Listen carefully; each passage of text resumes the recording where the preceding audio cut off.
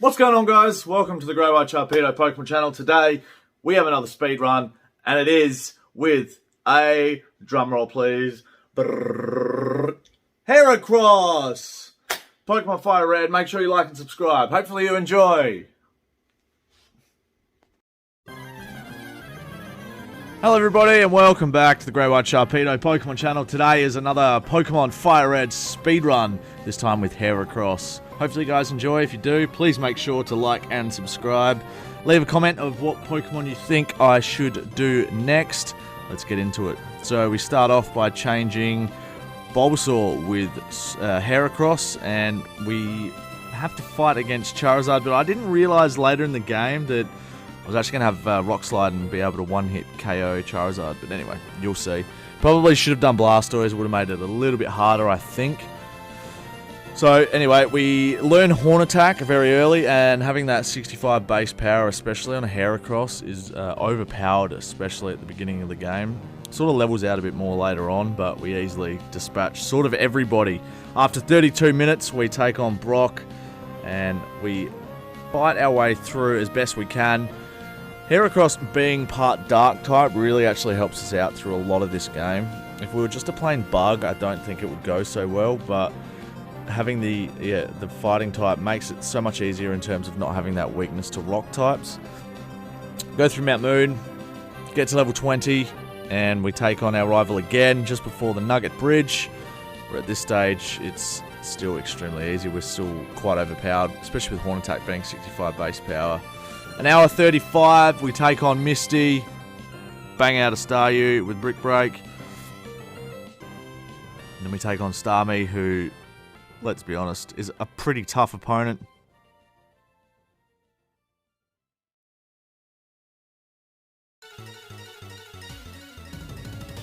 Go to the SSN, take on our rival again. We're pretty well cruising through the game at this point in time.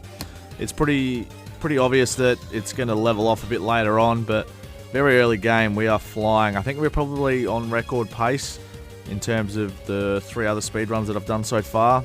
We take on Lieutenant Surge and we basically one-shot his whole team.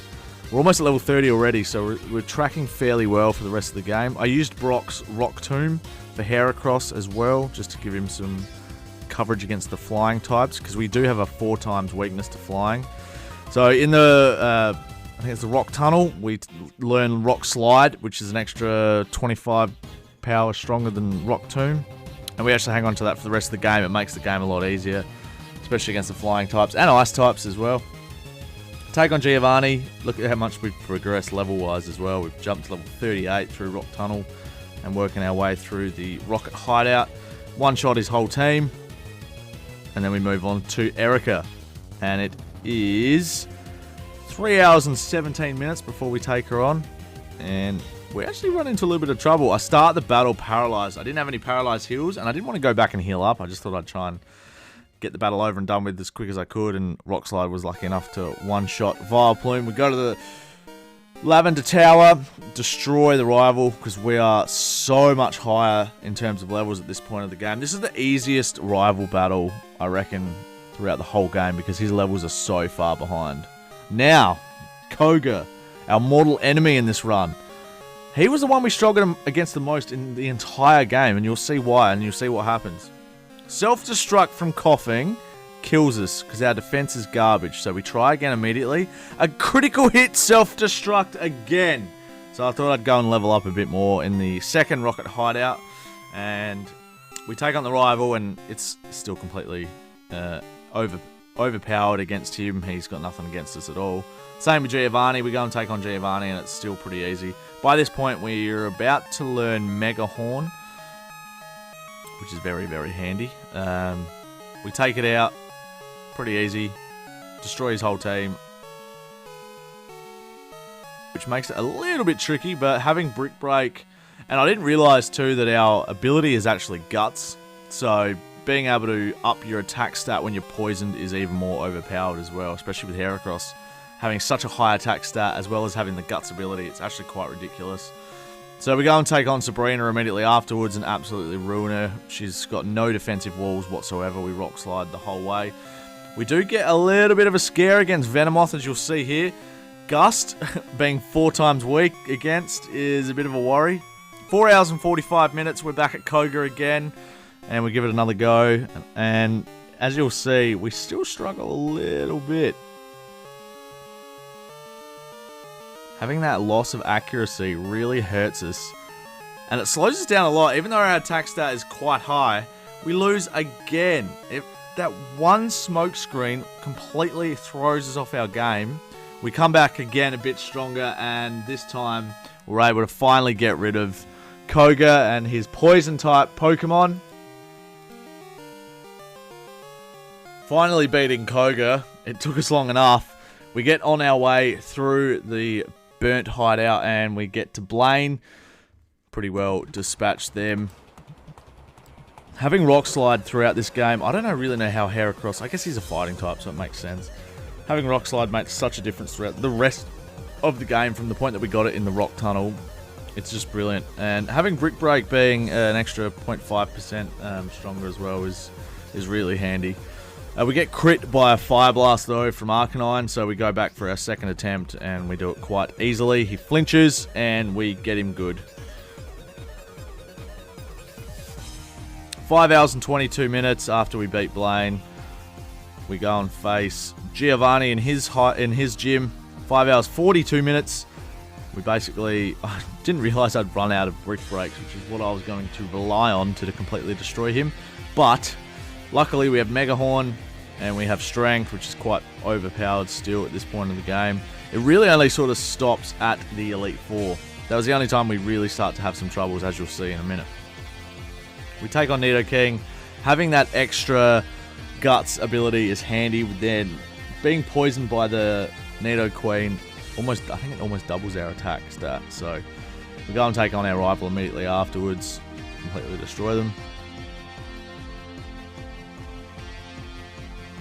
It's funny, we don't really have any dramas throughout this whole playthrough except Koga and a certain person in the Elite Four, as you'll see in a sec.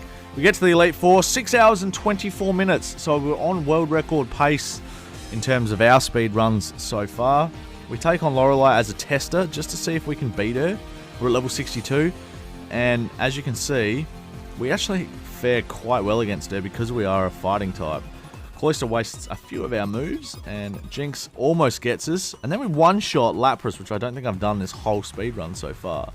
So, I figure, best to load up on the rare candies, get to level 70, and have a real good crack and see if we can win it from here.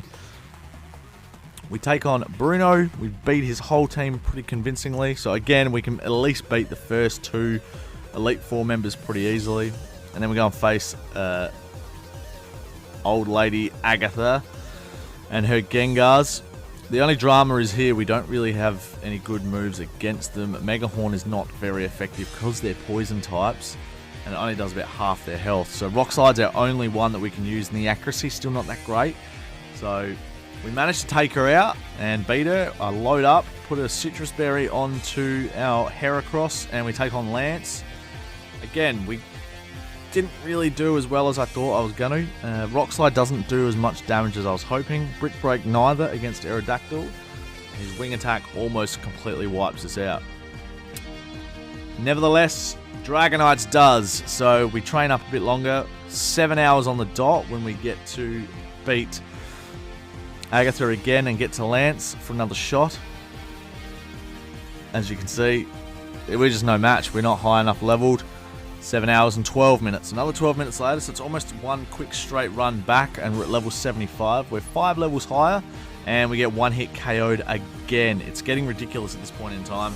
We're starting to grind up a lot more than what we had. I originally thought I was going to have to.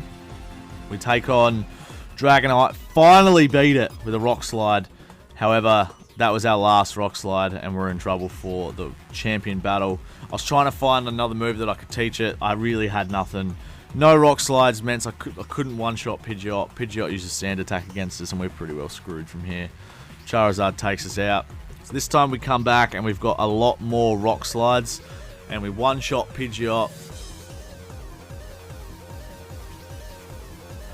We one-shot Alakazam. We one-shot Charizard. Executor was actually a bit of a scary one because he put us to sleep. I thought he would have had Psychic and he could have killed us, but he didn't have it at all. So we take out the rest of his team. We beat the Pokemon League. We beat the challenge. But the question is our speed. How quick did we finish? It's actually our second slowest time at 8 hours and 2 minutes. What a shame. Thank you guys so much for watching. Hopefully you enjoyed. And stick around to find out what we're playing as next week. Thanks for watching, guys. Hopefully you enjoyed. If you did, please make sure you like and subscribe. It was a bit frustrating towards the end. We just couldn't get past that Dragonite.